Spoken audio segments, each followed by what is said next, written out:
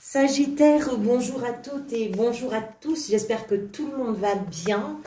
Merci pour votre présence pour cette nouvelle vidéo. Alors, nous sommes ensemble pour voir quelles sont les énergies qui seront peut-être les vôtres, suivant votre situation bien sûr, pour ce mois d'octobre 2022. En ce qui concerne votre tirage, tout d'abord, merci beaucoup pour votre présence bien sûr. Alors, en ce qui concerne votre tirage, vous aviez l'empereur qui était venu lors du tirage semestriel et qui représente l'énergie la plus peut-être régulière et la plus prenante, la plus importante durant ce mois d'octobre. L'empereur que l'on retrouve ici aujourd'hui dans votre état d'esprit, autant vous dire que cette énergie-là, au-delà du fait d'être prédominante, va peser sur tout le mois d'octobre d'une façon peut-être bien concrète pour vous, si cette lecture vous parle bien évidemment. Ensuite, en arcane majeur, vous avez l'impératrice ici, dans la sphère professionnelle, et l'ermite dans comment vous vous sentez. Ensuite, des épées, des deniers, des bâtons et des coupes. Donc, on a quand même un équilibre sur les arcanes mineurs. Ce qui se dégage peut-être là, c'est votre envie, votre désir, en tout cas, d'organiser les choses. Il y a quelque chose que vous avez forcément envie de faire progresser d'une façon ou d'une autre, ou de faire aboutir. Il y a quelque chose, vous êtes sur un élan, je pense, et cet élan-là va justifier chez vous des prises de décision, une organisation, une structuration. On va voir ça.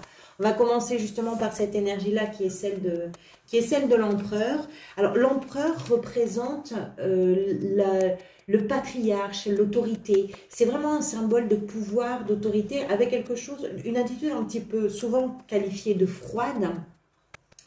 Et aussi une forme de sagesse.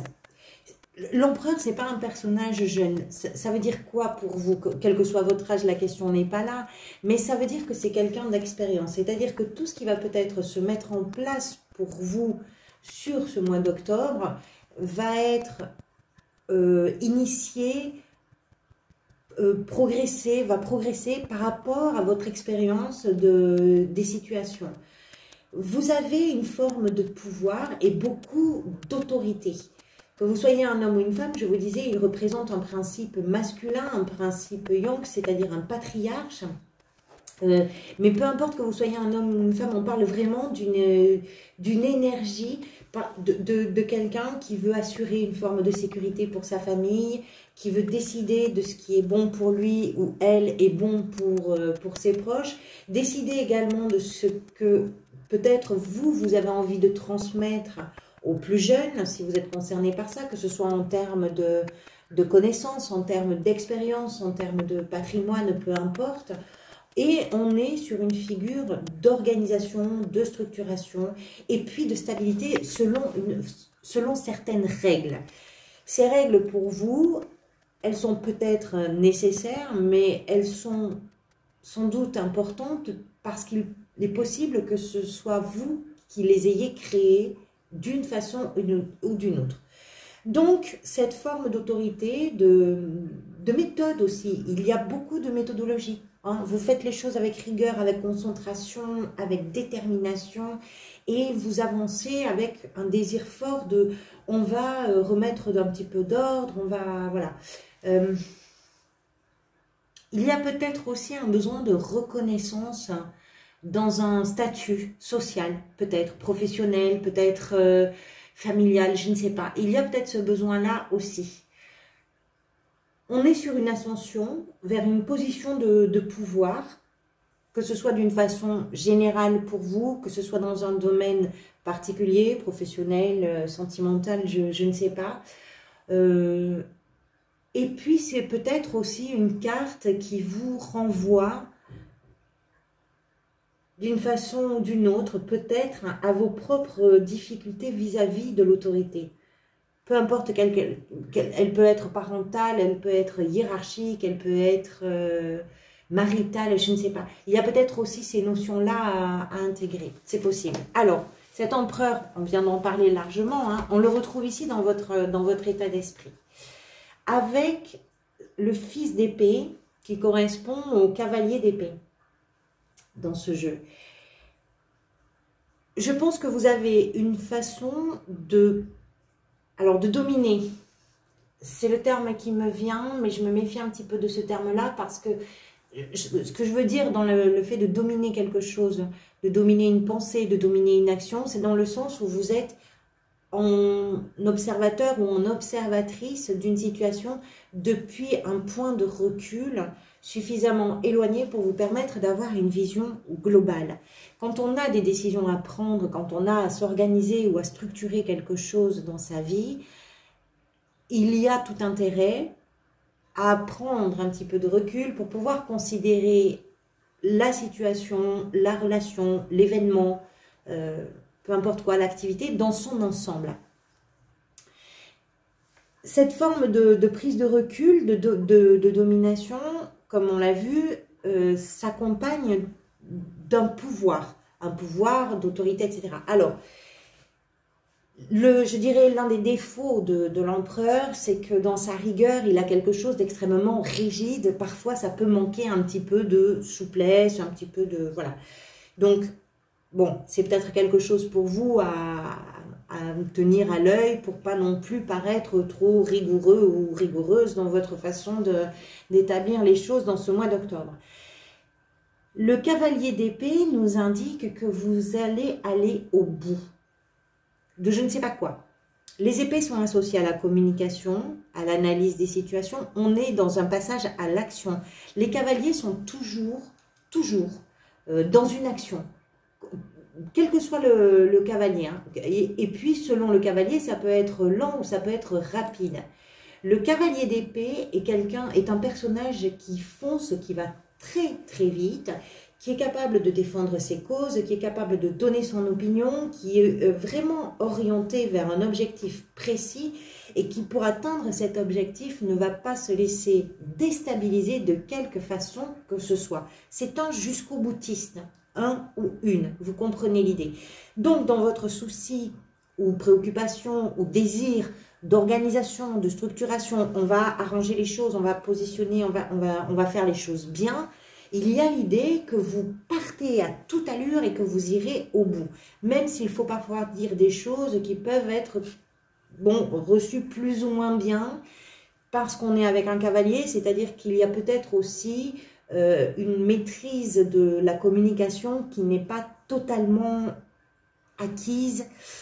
Donc, il peut y avoir des petits dérapages, on va dire, dans votre façon peut-être de communiquer sur vos intentions, sur votre désir d'aller au bout, sur votre façon de défendre complètement votre beefsteak, votre position, vos choix, vos désirs, etc. Par contre, vous êtes inarrêtable, il y a quelque chose d'absolument irrésistible et c'est comme si vous étiez invulnérable. Rien ne peut vous toucher d'une façon ou d'une autre. Vous voulez aller vite. Il y a une notion de rapidité, on y va. Il y a un objectif et je pense que vous êtes tout à fait capable, dans l'objectif qui vous stimule, qui vous motive, vous êtes tout à fait capable de convaincre les autres que c'est nécessairement là qu'il faut aller. Vous avez votre vision, vous avez vos idées, et je pense que vous avez besoin de rallier les autres à votre façon de voir, à votre façon de penser, etc. Parce que vous êtes extrêmement motivé, stimulé, convaincu, etc. Voilà. Il est possible aussi que vous fassiez des choses, que vous passiez à l'action. Là encore, à vous de voir dans quel domaine, si c'est dans un secteur particulier ou d'une façon un petit peu générale. Mais dans vos passages à l'action, il est possible, de la même façon que dans vos prises de parole, il est possible qu'il y ait des petits moments où ça va peut-être heurter. Il y a parfois des maladresses avec ce cavalier. Qu'est-ce qui vous a amené vers tout ça ?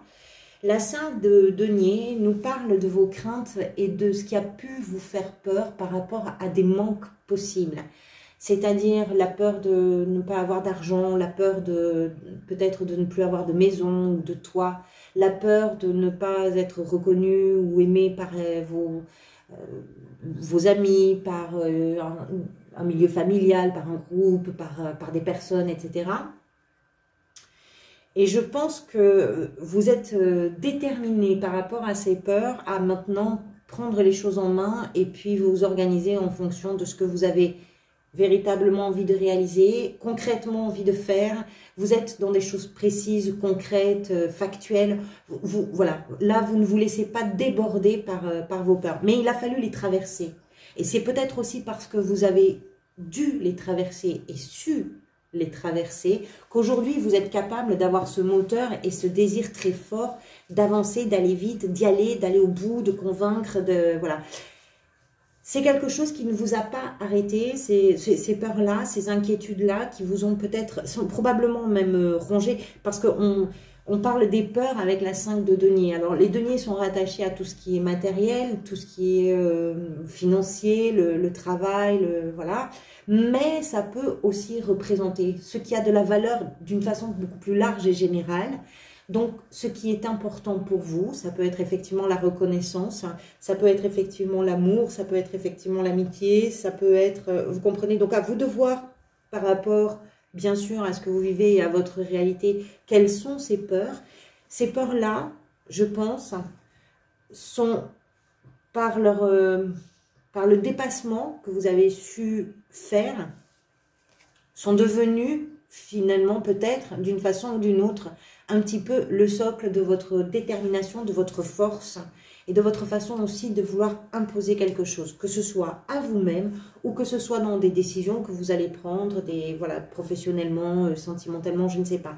Alors effectivement, c'est peut-être pour ça aussi qu'on comprend une certaine forme de rigidité, parce que quand on traverse ça, on n'est pas forcément bien dans ses baskets, ce qui veut dire que derrière, on va construire quand même une sorte d'armure qui va devenir aussi une béquille. Mais je pense que vous êtes tout à fait capable, quand on a la ressource d'un empereur, 2 fois, hein, pas une fois, 2 fois l'empereur, quand on a cette ressource-là, ce potentiel puissant, fort, de décision, d'autorité, de fermeté, de rigueur, de concentration, d'obstination aussi, qu'on retrouve ici aussi avec le cavalier d'épée. Quand on a ce potentiel, on n'a pas grand-chose à craindre finalement. Enfin, on n'a pas grand-chose à craindre. C'est toujours bien d'avoir des peurs, hein. Elles nous permettent aussi d'évaluer les situations peut-être plus justement. Mais celles-ci pouvaient être bloquantes. À un autre moment, elles ne le sont plus en tout cas. Ce que vous désirez par-dessus tout, vous avez la 6 de denier. Alors, la 6 de denier, encore une fois, on est avec les deniers, donc on comprend qu'on peut parler effectivement de vos biens, de vos finances, de votre travail, de votre activité. La 6 de denier nous parle de tout ce qui doit s'équilibrer, de tout ce qui peut se partager, de ce qui peut s'échanger avec une infinie justesse et beaucoup d'équité. Ce que l'on donne d'un côté, on le reçoit de l'autre. Ce que l'on reçoit, on va le donner autrement. Il y a une réciprocité, il y a une justesse, une fluidité, je dirais, dans l'échange. Alors, dans l'échange de quoi? Ça peut être effectivement peut-être un équilibre. Alors, on parle d'un équilibre, d'une façon générale. Ça peut être un équilibre dans votre façon de vous investir peut-être dans une activité et le rapport financier que cela peut vous rapporter, c'est-à-dire que tout d'un coup, quelque chose peut s'équilibrer à ce niveau-là, par exemple. On voit qu'il y a beaucoup d'investissements, on voit qu'il y a un objectif, que vous êtes décidé, déterminé, que vous foncez un petit peu vers tout ça. La 6 de denier nous explique que dans ce que vous désirez le plus, c'est que peut-être les résultats soient à la hauteur justement de votre ou de vos engagements, de votre façon de communiquer. Voilà. On parle aussi d'une générosité avec cette carte. Et ça, c'est ce que vous désirez le plus. C'est que quelque chose soit extrêmement équilibré. Alors que ce soit dans une relation, que ce soit dans une activité, que ce soit d'une façon peut-être général de vivre. Ce que vous voulez, c'est que le rapport soit juste et équilibré. Ce qui va venir vous aider, vous avez la 2 de bâton. Alors, ce qui est très étonnant sur ce mois d'octobre, je suis vraiment surprise de ça, c'est que je retrouve beaucoup les mêmes cartes dans plusieurs tirages différents. Et la 2 de bâton, je trouve, est beaucoup sortie sur plusieurs jeux. Jamais à la même place d'ailleurs, mais elle est sortie sur plusieurs jeux. Alors, la 2 de bâton, c'est vraiment une carte de planification. Ce qui va venir vous aider, effectivement, c'est déjà de choisir la voie que vous avez envie de prendre, c'est-à-dire de vous positionner, et puis de planifier les choses en fonction de ce choix. Les 2 nous parlent de la dualité, c'est-à-dire qu'il y a quelque chose à trancher, quelque chose à décider, quelque chose à privilégier et à choisir. Cette chose-là peut être en lien avec un désir de voyager, un désir de voir du monde, un désir de se, comment je pourrais vous dire, d'augmenter un potentiel vers beaucoup plus de monde, vers l'étranger, vers un autre territoire, que ça dépasse un petit peu des frontières, des limites. Voilà, un désir d'expansion. Un désir d'expansion. On est sur un moment de planification et de choix. Donc, ce qui va venir vous aider, c'est effectivement d'envisager la situation d'une façon concrète, réelle, peut-être un peu calme aussi, parce qu'avec ce cavalier, quand même, votre envie de foncer, ça peut aussi bousculer un petit peu le choix que vous avez à faire.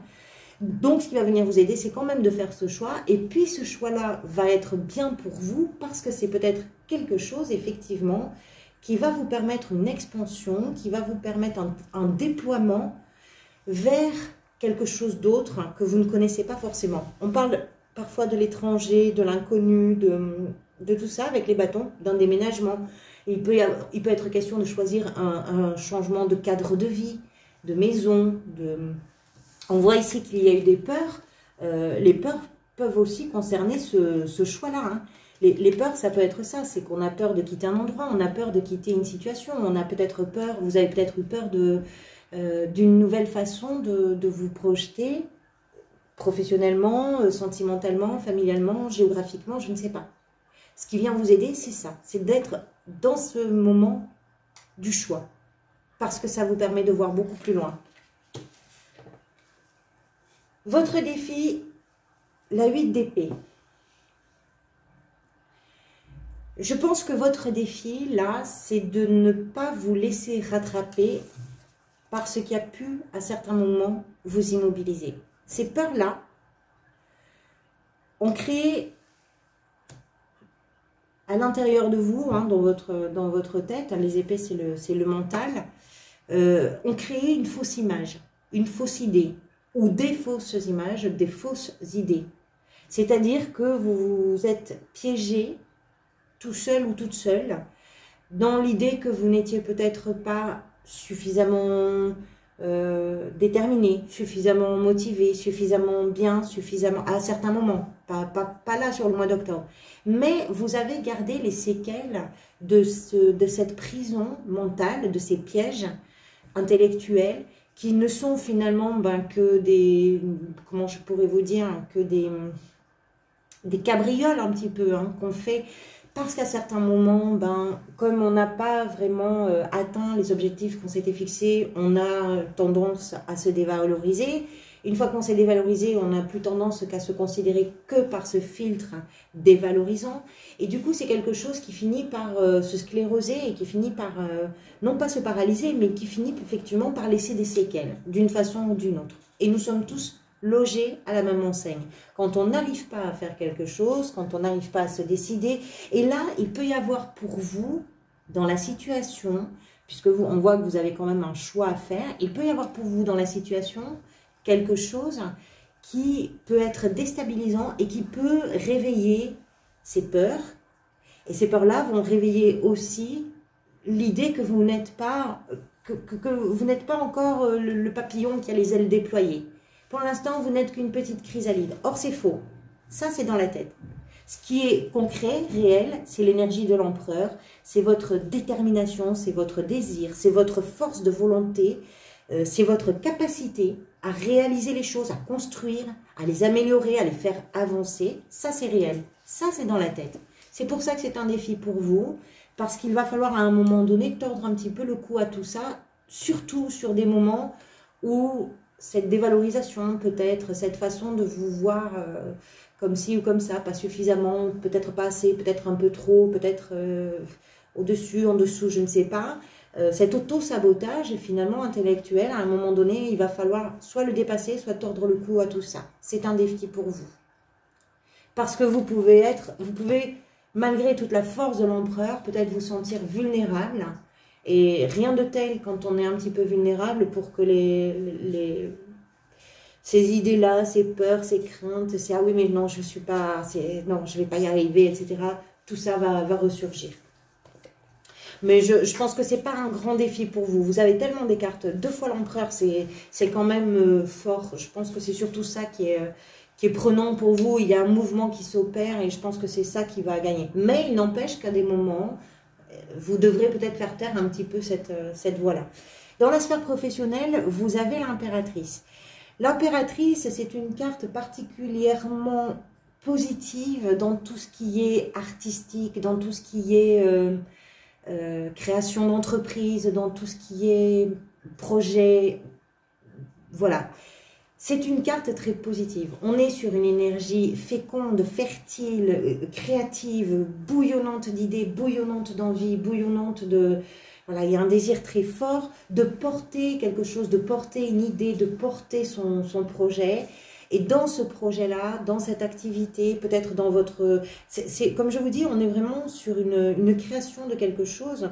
Alors, pour certains, oui, il va y être question d'une véritable création d'entreprise. Pour d'autres, d'un projet artistique peut-être.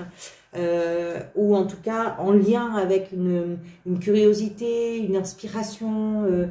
quelque chose peut-être qui va aussi pouvoir s'entendre, s'écouter, se regarder, se goûter, se partager, je ne sais pas comment. On a quand même ici l'idée d'un partage avec le cavalier d'épée. Et puis, dans ce que vous désirez le plus, aussi de quelque chose qui peut s'échanger avec beaucoup de justesse. Donc, on a cette idée-là. Si vous êtes à la recherche d'un emploi, je pense qu'il est question pour vous de trouver la bonne idée, le poste qui vraiment peut générer chez vous quelque chose de très jubilatoire. Jubilatoire en ce sens que ça peut être vraiment créatif, d'une façon ou d'une autre. Si vous n'êtes pas en activité, si par exemple vous êtes à la retraite ou que vous n'êtes pas forcément à la recherche d'un emploi parce que votre vie ne le justifie pas, quelle qu'en soit la raison, on parle de vos activités quotidiennes, on parle de vos loisirs, on parle voilà, des moments de partage, d'activités, même en famille, hein, de tout ça. Il y a quelque chose qui est très stimulant, qui est vraiment un peu jubilatoire, avec cette idée de créativité, allez, on prend le projet et on le fait naître, on le porte, on va l'amener, on va le porter, on va le montrer, on va le partager. Il y a toutes ces notions-là. Qu'est-ce que je peux vous dire d'autre avec l'impératrice? Elle annonce l'abondance. Elle annonce l'abondance. C'est pas tant de rêver du succès que de le mettre en œuvre. C'est pas tant de rêver de la réussite que de la mettre en œuvre. Voilà, c'est ça. Il y a quelque chose à faire, il y a quelque chose à créer, à arroser, quelque chose dont vous devez prendre soin, quelque chose que vous allez cultiver. Et ça va sans doute être un travail pour vous de longue haleine dans le temps, mais ce qu'il y a de beau avec cette énergie-là, c'est qu'on sait que tout ce qui va arriver derrière sera forcément à la hauteur de votre motivation, de votre investissement, de votre rigueur, de votre concentration, de vos efforts, de tout ça. Dans la sphère sentimentale, vous avez le roi de coupe. Alors, on va commencer par ça. Le roi de coupe peut représenter un partenaire ou une partenaire, c'est tout à fait possible, qui peut être associé à un signe d'eau, pardonnez-moi, je cherchais le mot.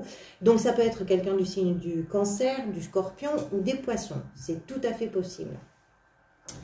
Les coupes sont associées aux émotions, à l'amour, aux sentiments.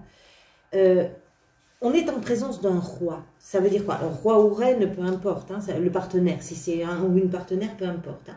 On est sur quelqu'un qui exprime particulièrement bien ses émotions, mais qui sait les exprimer aussi avec une forme de retenue. Il y a beaucoup de loyauté, c'est un personnage, c'est une énergie d'engagement, de responsabilité, d'amour. Et c'est également une énergie d'écoute, de tolérance et de beaucoup de bienveillance. Si vous voulez, ça peut être vraiment un repère, un phare, un guide pour vous, si c'est une personne de votre entourage. Il est possible également que vous soyez, vous, cette énergie pour des personnes de votre entourage. Ça peut être par rapport à un partenaire de vie, ça peut être également par rapport à une amitié en particulier, par rapport à un lien familial particulier. À vous de voir, la sphère sentimentale ne concerne pas que le conjoint ou la conjointe, hein. Ça concerne toutes nos affaires sentimentales. Donc ça peut être également vous qui représentez justement cette maturité émotionnelle qui fait qu'on peut venir vers vous, qu'on a envie de venir vers vous parce que vous allez savoir parler, vous allez avoir une présence qui va être apaisante, une présence qui va être douce, qui va être rassurante. Et vous avez cette capacité, alors soit c'est quelqu'un avec vous, soit c'est vous qui avez cette capacité de pouvoir vous ouvrir ou s'ouvrir à l'autre, d'avoir une approche qui va être mesurée, qui va être calme, qui va être... On a quelque chose de très mature dans les émotions avec le roi de coupe. Quelque chose qui est très bien géré. Vraiment. Alors... Je pense que si vous êtes en relation, vous n'êtes pas dans des relations dans des liaisons sans lendemain. On a une notion d'engagement, on a une notion d'idéal, de compréhension vraiment particulièrement forte, de stabilité émotionnelle dans les relations et de quelque chose qui est durable. Donc je ne sais pas si c'est vous, je ne sais pas si c'est un partenaire, je ne sais pas si c'est un ou une amie, je ne sais pas. À vous de voir comment ça peut résonner, mais... Dans votre vie sentimentale, il y a cette énergie-là, forte. C'est peut-être ça aussi que vous voulez construire, hein. Pourquoi pas, hein. Dans votre façon déterminée, effectivement, ça peut être professionnel parce qu'on a un projet, mais vous êtes peut-être en train aussi de construire des relations qui ressemblent à ça, où on est en confiance, où on se comprend, où on est capable de s'ouvrir, de s'accepter, de se prendre et de s'aimer fort longtemps. C'est possible. Comment vous vous sentez durant ce mois d'octobre? Vous avez l'ermite. L'ermite qui nous explique que vous êtes sur un mois peut-être d'action, mais en même temps d'introspection. L'ermite représente cette sagesse que nous avons tous, qui à certains moments permet une meilleure compréhension de ce que nous vivons, de ce que nous avons aussi envie de vivre. Donc il y a cette idée qu'avec l'ermite, vous êtes capable de faire des allers-retours entre ce que vous concrétisez dans votre vie amoureuse, professionnelle, familiale, quotidienne, routinière, peu importe quoi, et des moments où vous vous accordez du temps pour appréhender, je dirais, les choses d'une façon très sage. Je ne sais pas comment vous le dire autrement. L'ermite, c'est ça. L'ermite comprend les choses. L'ermite prend le temps de s'extraire un petit peu de tout ce brouhaha, de tout le bruit du monde, s'accorde des moments pour pouvoir réfléchir, comprendre et répondre à certaines questions qu'il ou elle se pose. Il y a quelque chose de très sage, de très posé en vous. L'idée également avec l'ermite, c'est que vous ne passez pas à côté de ce que vous vivez. Vous êtes au cœur des choses. Vous êtes dans l'essence des choses, dans l'essence de votre créativité, dans l'essence de vos relations, de vos amours, de vos amitiés, de vos sentiments. Vous êtes au cœur des choses. Vous ne passez à côté de rien. Il y a beaucoup de... Il y a l'idée également... Alors ici, dans l'état d'esprit, vous avez quelque chose qui est très rapide dans la vue. Avec l'ermite, vous avez un frein naturel. L'ermite prend son temps. Et c'est très équilibré, finalement. Ça, c'est quelque chose qui vous amène un équilibre absolument parfait. Si la langue va trop vite, l'ermite va prendre le temps de rattraper les mots.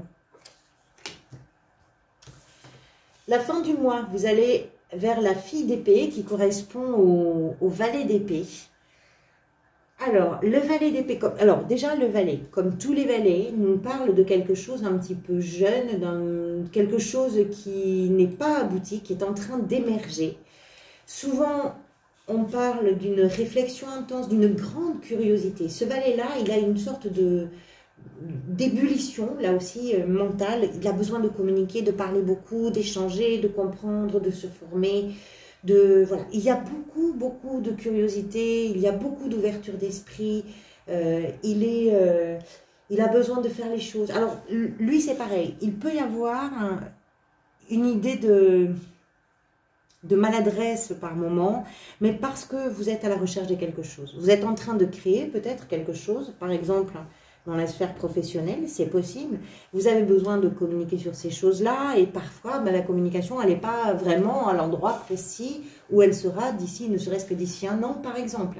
Vous avez le temps d'améliorer les choses. Mais ça nous parle, cette énergie-là, la fille d'épée nous parle d'une forme de curiosité intellectuelle, mentale et de grande intensité de réflexion, de recherche, de formation, voilà, on cherche. Et vous vous remplissez, vous vous nourrissez d'informations, etc. Dans ce jeu en particulier, la créatrice, je crois que c'est une femme qui me crée, ou le créateur, il me semble que c'est une femme. En tout cas, la personne qui a créé ce jeu est très attachée à l'idée de la fille, du fils, plutôt que le valet ou le cavalier. Je pense qu'il peut, pour certains et certaines d'entre vous, il peut être question d'une filiation ou de quelqu'un de la famille avec qui peut-être vous avez ces partages, cette curiosité intellectuelle ou qui vient nourrir cette curiosité intellectuelle. C'est possible aussi que la notion de famille ait son importance pour vous. On a quand même la fille d'épée et le fils d'épée. Donc, je pense que ça peut avoir son importance pour certaines et certains d'entre vous.